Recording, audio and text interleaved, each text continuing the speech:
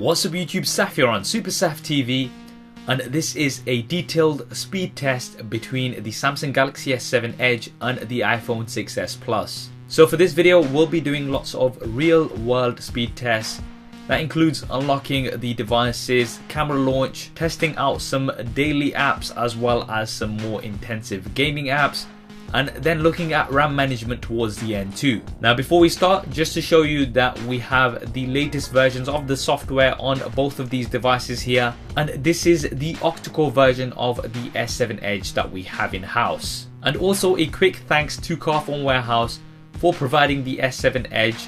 You can go ahead and pre-order the S7 or S7 Edge from their website right now, and they have some great deals. I'll be linking to them in the description below. So firstly, getting the benchmarks out the way, Geekbench 3 scores the iPhone 6s Plus higher for the single core score. However, for the multi-core score, the Samsung Galaxy S7 Edge does come out on top. Now moving on to the unlock speeds, I've done a detailed fingerprint scanner speed test between these two, and I'll link that in the cards. But in summary, the iPhone 6s Plus does read the fingerprint slightly faster.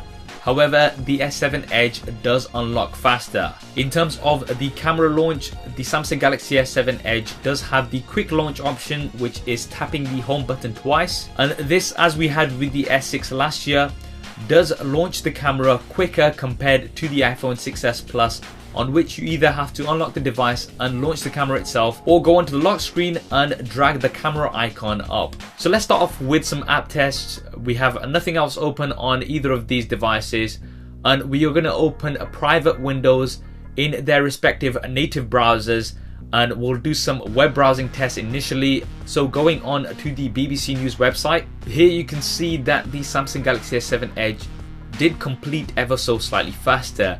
Now let's open an article, and this time the iPhone 6s Plus did finish loading the page faster, so I'll call it a bit of a draw for the browser test.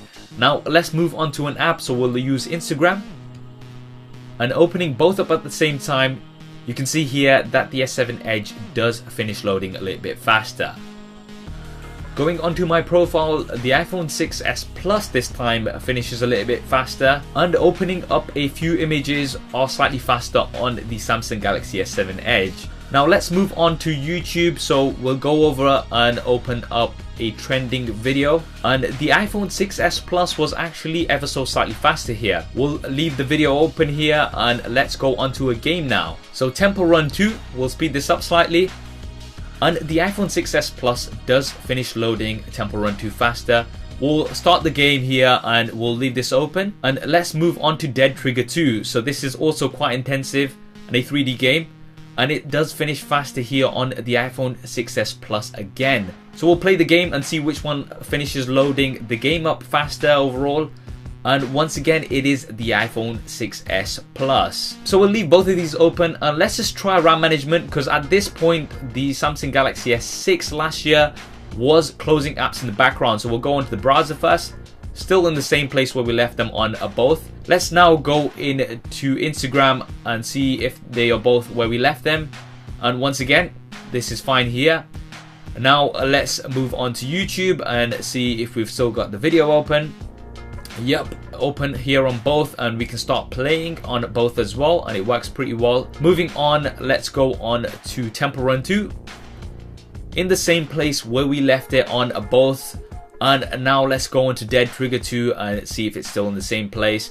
In the same place on both. So RAM management actually seems to be pretty good here on both. Let's just try one last game. So we'll try Marvel Contest of Champions, which is once again quite intensive on graphics, and let's see which one loads up faster. After speeding this up, once again it is the iPhone 6s Plus. So here for gaming, you can see that the iPhone 6s Plus is faster overall, but that does partly come down to the fact that it's got a low resolution. You've got 1080p versus Quad HD on the Samsung Galaxy S7 Edge. We're just going to do a RAM management test one last time, and just quickly going through these apps. I'm going to be speeding this up. All of the apps were exactly where we left them, so it seems like the RAM management issue has largely been resolved on the S7 Edge. Yes, I could continue and open more and more apps, but I think this is a sufficient test to see that the RAM management has definitely been improved on this year's S7 Edge compared to last year. So there we have it, the speed test between the Samsung Galaxy S7 Edge and the iPhone 6s Plus. I think both performed well overall. The one thing that you are going to have to consider is that because of the high resolution on the Samsung Galaxy S7 Edge, when it comes to things like gaming, you are going to have to wait a little bit longer, but then you will be getting that extra resolution. I hope you enjoyed this video and found it useful. If you did, then please do hit that thumbs up button for me. It really does help me out. And I'm going to be covering a full detailed comparison between both devices.